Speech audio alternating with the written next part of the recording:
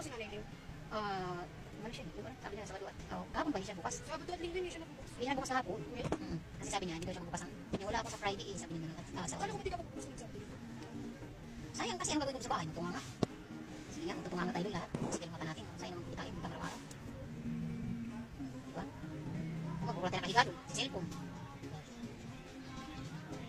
Kung tayo nakahiga doon, si cellphone lang. Diba? Sayang. Ang naman sa'yo. Dati nakatunga ka, tapos nang hintang, so may pa yung magpapasok, may pa naman doon,